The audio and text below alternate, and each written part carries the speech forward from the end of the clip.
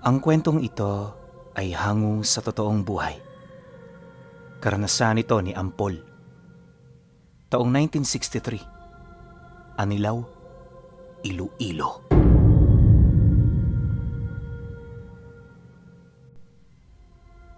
Noon pa man talaga, talamak na ang mga aswang sa Iloilo. Dito nagsimula ang kanilang lahi na hanggang ngayong pangkasalukuyan, kalat na kalat sa ating bansa. Maniniwala ba kayo kung sasabihin ko sa inyo na kilala ni Ampol ang isa sa kapisanan ng lahi ng mga aswang? Malamang siguro hindi. Pero pakinggan nyo na lang ang kwentong ito. Malay ninyo, maniwala rin kayo. Nangyari ang una niyang karanasan sa mismong taong ito. Noong mga panahong ito pinuno, nakatira si Ampol sa kanyang lolo na tawagin na lang natin sa pangalang Suod. Matanda na itong si Lolo Suod at sa pagkakaalam ng marami, nasa edad 80 taong gulang na ang matanda. Kagaya ng mga kaedad nito, wala na rin itong sariling pamilya. Malayong kadugurin nito si Ampol Pinuno, kaya marami ang nagtataka sa kanila noon kung bakit siya nagpasakop sa poder nito. Sa isip-isip ng marami, bata pa naman siya, may malakas na pangangatawan, tapos may itsura pa. Kaya bakit niya pagtsatsagaan ng ganoong tao na halos wala namang pakinabang? Marami pang pang-aapi at panggigipit ang kanyang naranasan, ngunit sa kabila nito, nanatili pa rin siya sa poder ng matanda na kung tutuusin, hindi naman talaga niya kaano-ano. Lingid kasi sa kaalaman ng marami pinuno, tanging si Ampol lang ang nakakaalam ng pagiging kapisanan ni Lolo Suod sa maraming angka ng mga aswang. Bagaman matandang walang silbi kung maituturing, maraming lahi ang sumasamba rito at nagbibigay respeto. May iilan ding matataas na personalidad ang yumuyuko sa harapan ni Tandang Suod, pagpapakita ng paggalang sa nakakataas sa kanila. Linggo-linggo, may mga tauhan ding bumibisita sa bahay ng matanda upang magpadala ng kanilang mga regalo. Kung isipin, kayang-kaya nilang yumaman anumang oras, pero hindi ito ang prinsipyo ni Lolo Suod. Paulit-ulit nitong sinasabi sa kanya na mas masarap ang buhay ng isang mahirap. Wala kang maaapakang tao at higit sa lahat, ligtas ka sa anumang uri ng panganib. Dagdag pa nito na hindi ang kayamanan ng mahalaga, bagkus ang kakayahan ng isang individual. Sa loob ng ilang taon nilang pagsasama, aminado siyang maraming nilalang ang merong lihim na galit sa kanya.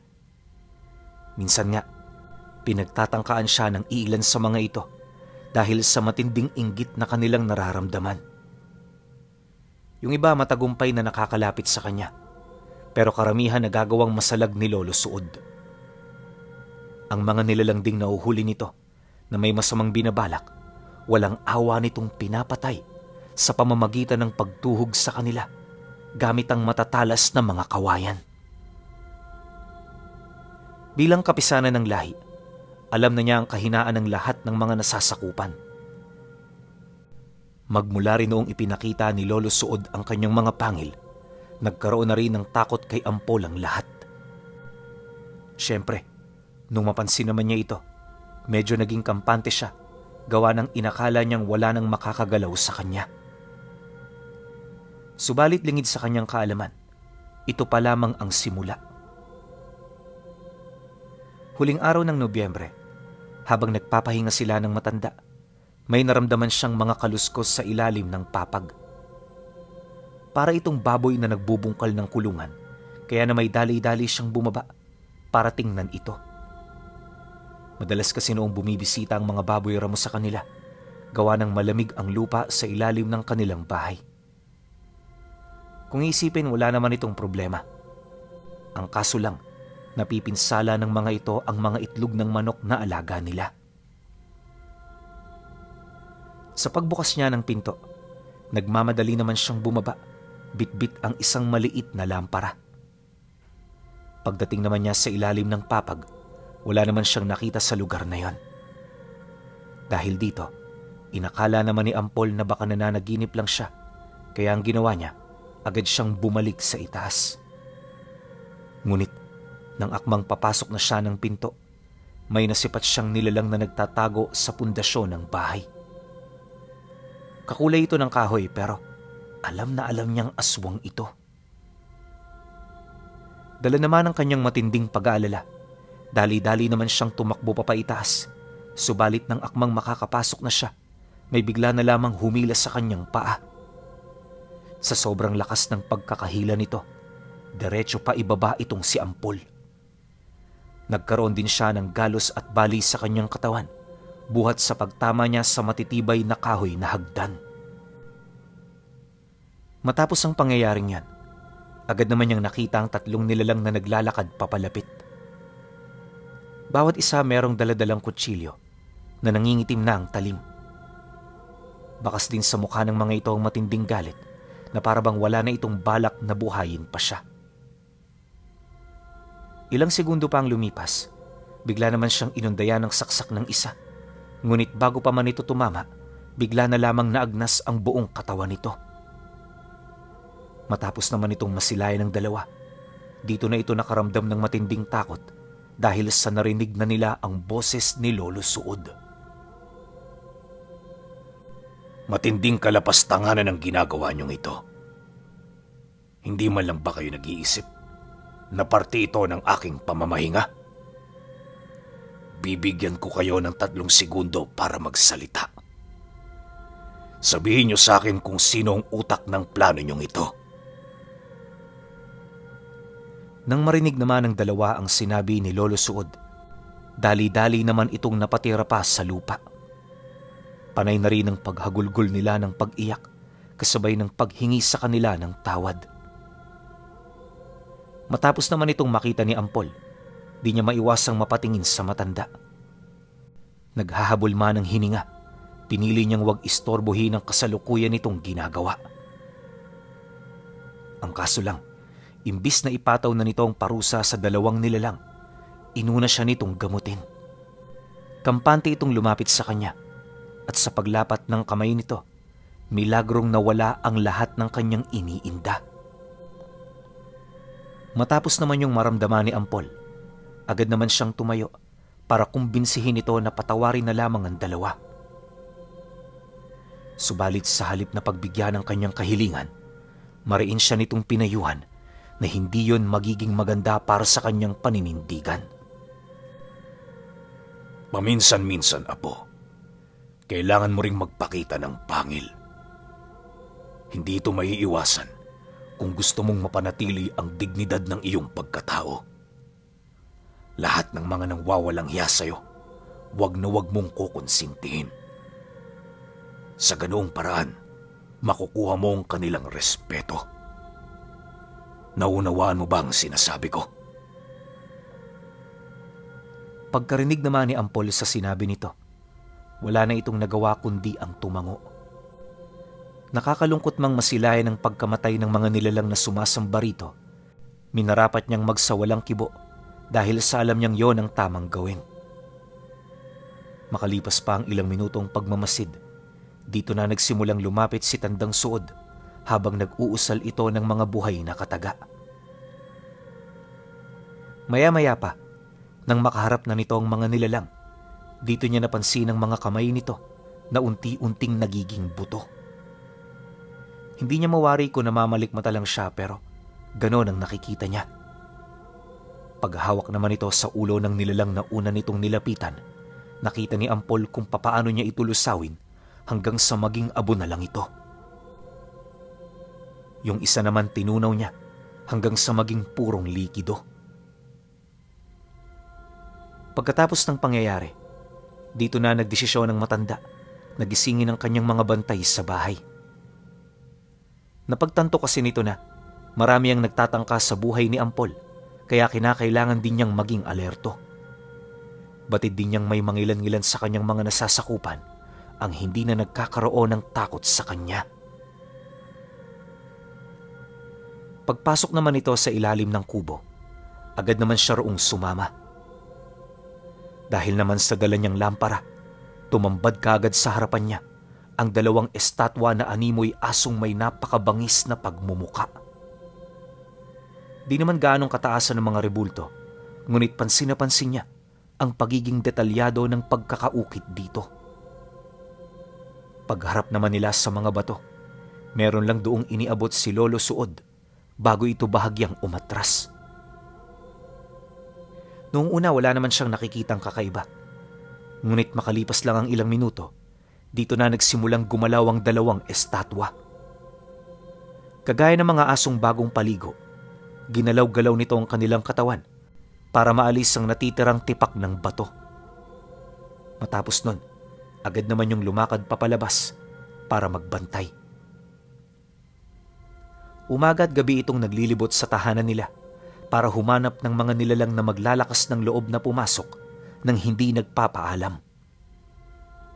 Sa loob lamang ng ilang araw, ramdam na ni Ampol ang pagkasindak ng mga aswang na nakatira sa malapit. Tuwing hapon, madalas itong tumutungo sa lugar ni Lolo Suod para magtanong. Iisa lang din ang sinasabi nila sa matanda na siya namang masaya nitong sinasagot. Dahil sa ganoong pangyayari, di naman niya maiwasang magtaka ukol dito. Hindi nagtagal, nang hindi na niya maatim ang matinding kuryosidad, naglakas loob na siyang magtanong sa matanda. Lolo Suod, bakit po parang takot na takot ang mga ito sa mga alaga mo? Meron hubang espesyal sa kanila o kakaiba man lang? Sa pisikal kasi nilang itsura, di naman sila nalalayo sa pangkaraniwang aso eh. Huwag kang papadaya, Apo. Kahit mga maamong asong mga yan, likha pa rin niya ng kapisanan ng kanilang lahi. Sa utos ko, kaya niya magpalit anyo bilang mga mababangis na demonyo.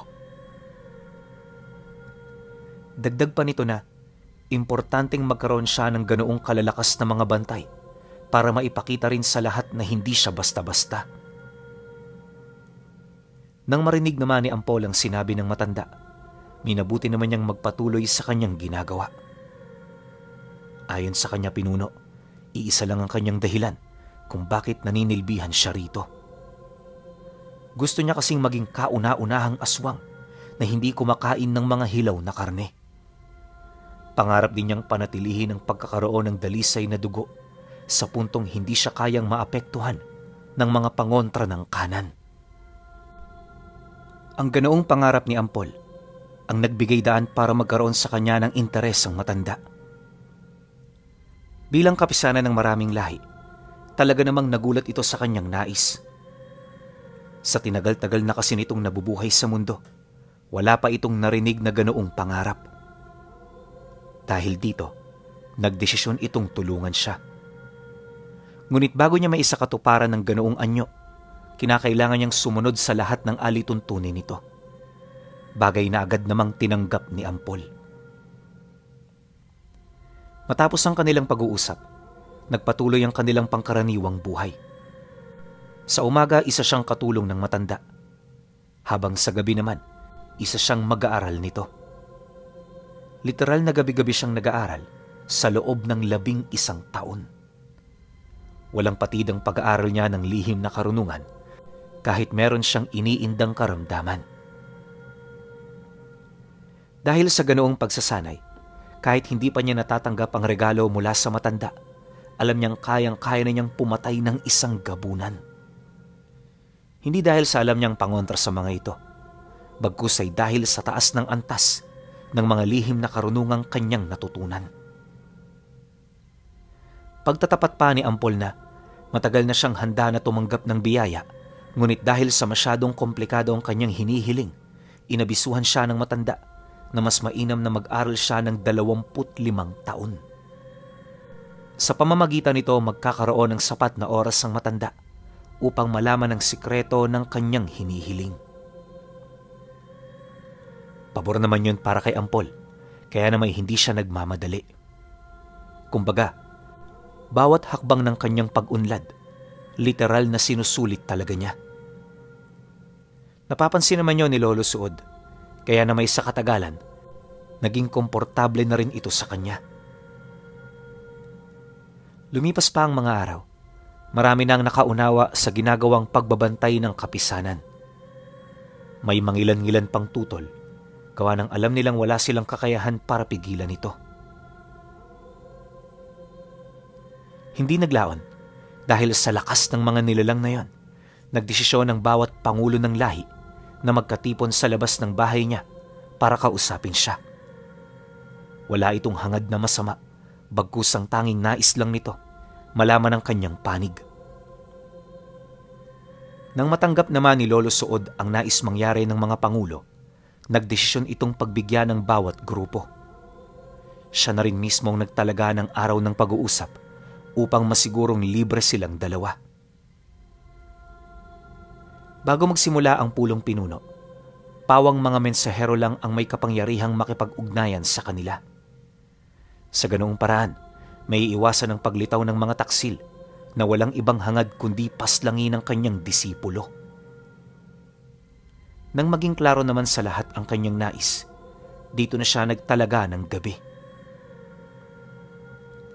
Gabi ng Huwebes ang napili ni Lolo Suod upang maitaon ito sa kalakasan ng kanyang mga nasasakupan. 6:00 pa lamang noon ng gabi, 6 na sa mga pangulo ang matyagang naghihintay sa labas ng bahay. Wala itong imikan sa bawat isa, animoy iisa lang ang pakay nito. Nang mapansin naman yun ni Ampol, nagmamadali naman siyang lumapit sa matanda para abisuhan ito ukol dito. Ngunit sa halip na pagtuunan niyo ng pansin ni Lolo Suod, nagpatuloy lang ito sa kanyang pinagkakaabalahan. Mahilig kasing magsulsi ng damitang matanda, lalo na kung meron itong hinihintay na oras. Pagtungtong naman ng 9:00, nakita nilang marami na ang mga nilalang na nasa labas. Siyempre, kagaya ng inaasahan, nagdesisyon na rin silang harapin ang mga ito. Paglabas nila noon ng bahay, literal na walang kahit ano silang dala. Pagsilay naman ng mga pangulo sa kanila, isa-isa naman yung nagsiluhod. Nang masipat naman ito ni Lolo Suod, may hinahon naman niya itong nilapitan para kausapin. Matapos nun, isa-isa niya na itong pinapasok sa loob ng kanyang bakuran para maging pormalang kanilang talakayan. Nang makapasok na ang lahat, hindi naging madali ang pagsaan ng bawat pag-uusap. Marami kasi noon sa lahi ng mga aswang ang tumutol sa mga nais ipagawa ni Lolo Suod. Ang gusto kasing gawin ng matanda noon pinuno, magkaisa ang bawat pangulo para malaman niya ang tunay na problema ng mga ito. Ngunit sa hindi inaasahang pangyayari, habang tumatagal ang kanilang pag-uusap, mas lalo namang lumalabo ang mga mensaheng nais nitong iparating. Kalaunan, dito na nagkaroob ng kutob si Lolo Suod ukol sa isang nilalang na kinakatakutan ng mga ito. Walang sabi-sabi, agad naman yung tinanong ng matanda na siya namang ikinatahimik ng lahat. Ilang minuto ring nanatili ang katahimikan sa buong paligid hanggang sa may isang pangulo ang nagdesisyong magsalita. Pasensya na kayo, Lolo Suod. Pero sa ngayon, dadalawa kayong kapisanan na aming sinusunod. Kung magpapatuloy ito, maaaring magkaroon ng pagkakabuklod. Kung talagang nais niyong mapanatili sa inyong puder ang lahat ng inyong nasasakupan, alisin niyo ang 2 kapisanan. Sa ganoong paraan matatahimik ang lahat. Konting pagkaklaro lang din, Lolo Suod. Ang mga kalahi naming napaslang mo, sumusunod lang din sa utos ng 2 kapisanan. Wala kaming magagawa. At alam kong alam niya yon. Nang marinig naman ng matanda ang sinabi ng kanyang nasasakupan, dito na ito nagsimulang makaramdam ng galit. Sa puntong yun kasi, hindi nito lubusang inaakala na may isa pa pala maliban sa kanya. Ang mas nakakagalit pa, wala roong nagsabi.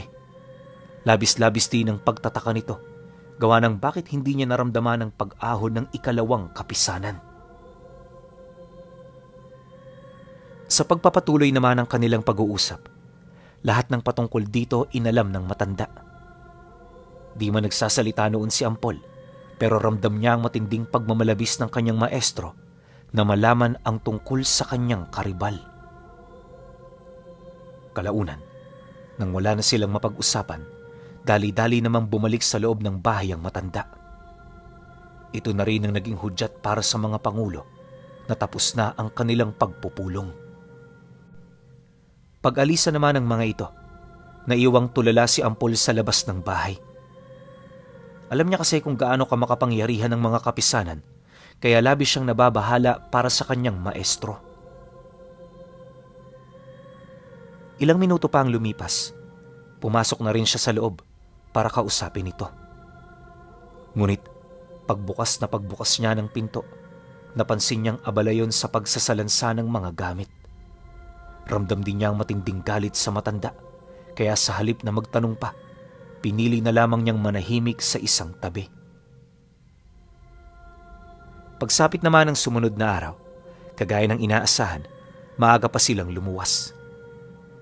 Bit-bit nila noon ang iilan sa kanilang mga armas na binubuo naman ng mga sundang, punyal, palakol at iba pang matatalas. Sa kanilang paglalakad, wala naman sila noong gaanong pinag-usapan.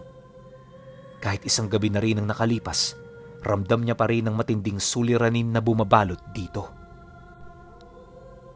Hindi nagtagal, nang marating naman nila ang Karatig Baryo, nagdesisyon na siyang kausapin ito.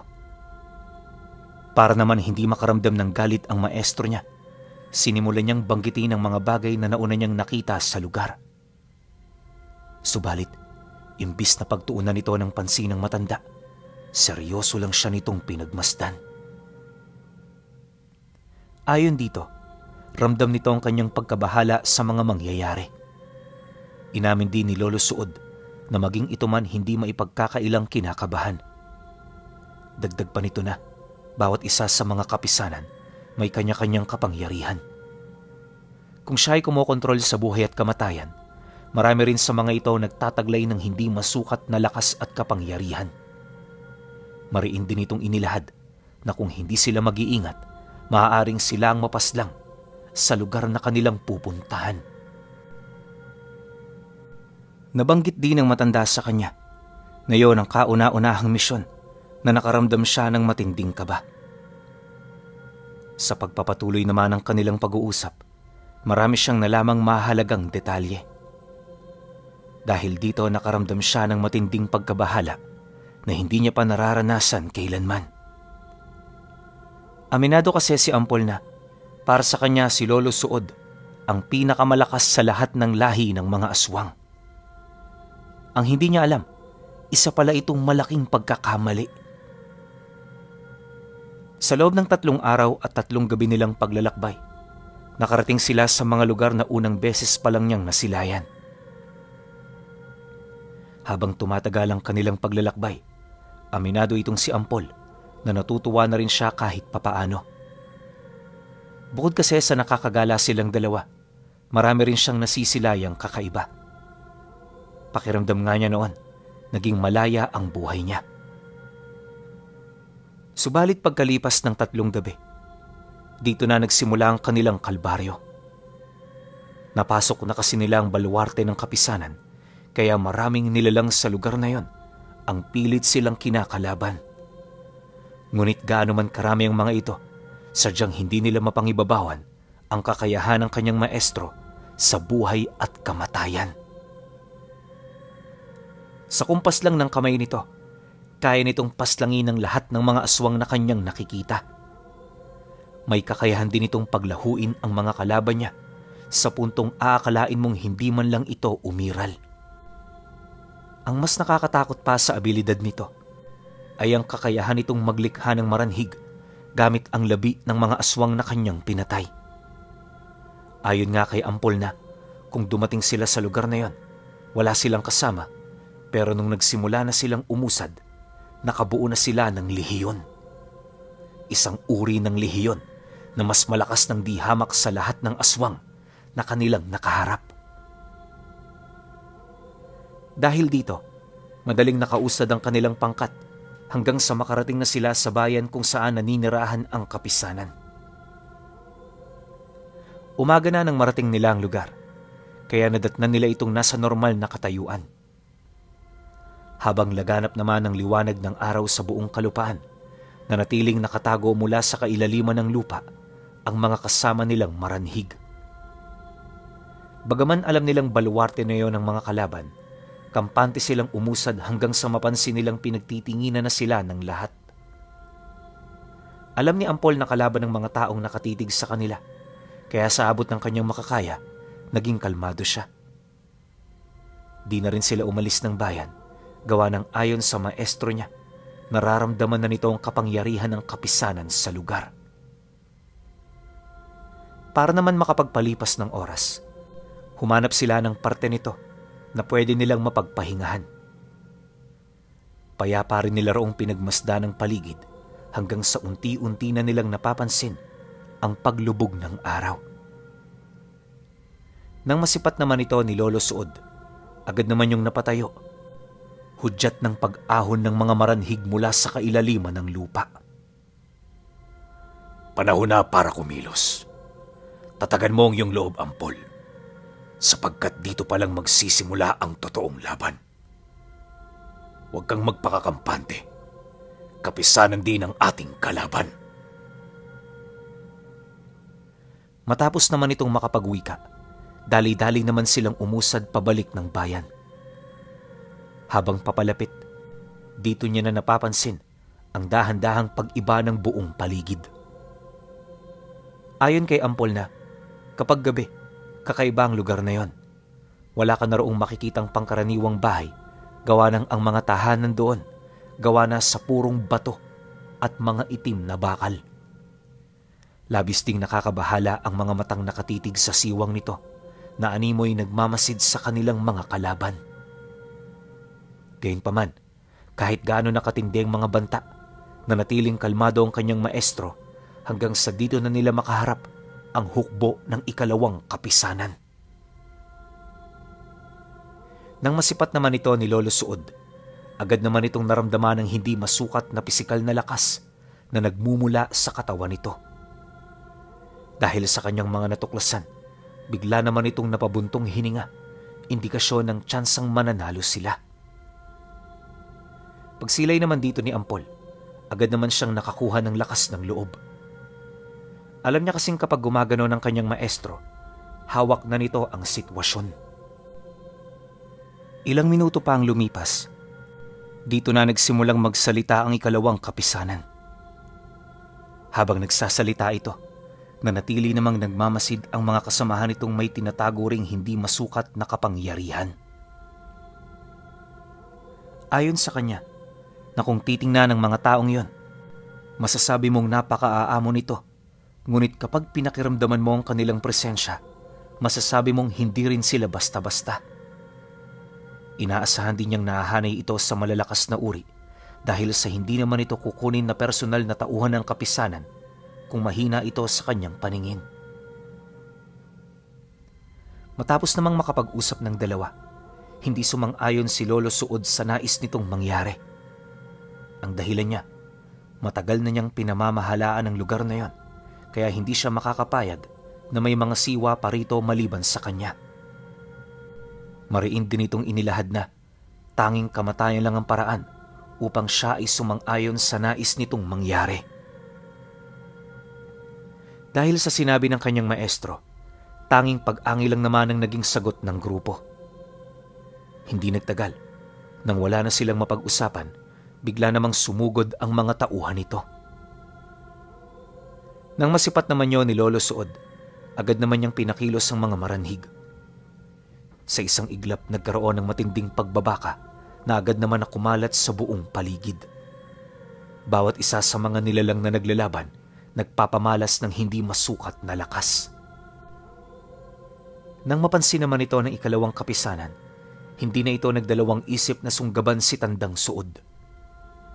Paglapit naman ito, agad naman yung hinarap ng matanda hanggang sa nagpang-abot na silang dalawa. Dahil sa alam naman ni Lolo Suod na masyadong malakas ang kapangyarihan niya, pinagbigyan niya ang kanyang katunggali. Hanggat maaari nakipaglaban siya gamit ang pisikal na lakas, dahilan para isipin nito na masyado siyang mahina para tumapat sa abilidad nito. Maya-maya pa, Nang masyado ng kumpiyansa ang kalaban niya, dito na siya nagdesisyong gamitin ang kanyang abilidad. Pagkumpas ng kanyang kamay at pag-ihip niya ng usal sa hangin, lahat ng mga namatay na nilalang biglang bumangon. Naramdaman din ng kapisanan ng nag-uumapaw niyang espiritual na lakas, kaya napilitan itong umatras ng bahagya. Dahil dito, nakaramdam ito ng matinding takot.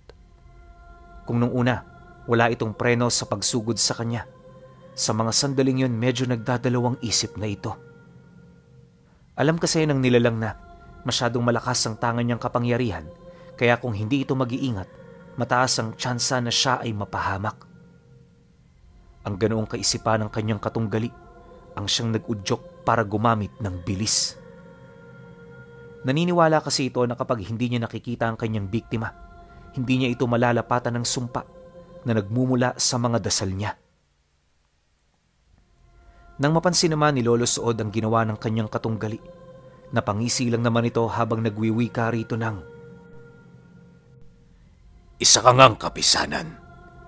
Pero nakakalimutan mo na ba na kapag mas matanda sa'yo, mas makapangyarihan? Sa estado mo, mukhang 100 taon ka pa lamang nabubuhay sa mundo. Masyado ka pang bata kung ikukumpara sa amin. Ngayon nauunawaan ko na kung bakit ganyan ang kapusukan na namumutawi sa puso mo."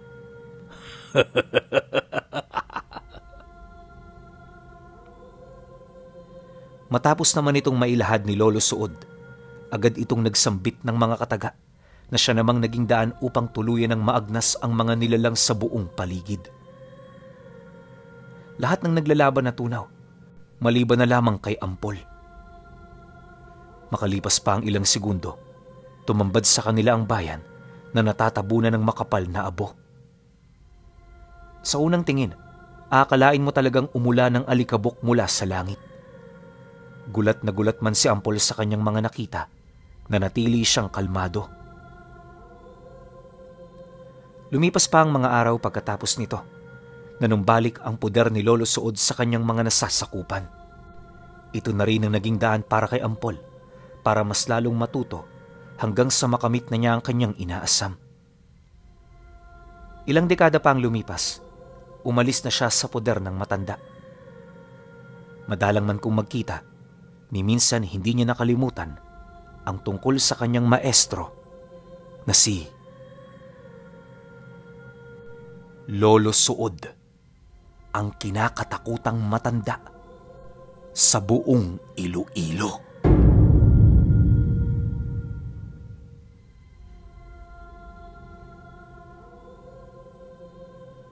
Grabe, sobrang taas ng aswang na to kasi ngayon ko lang narinig to.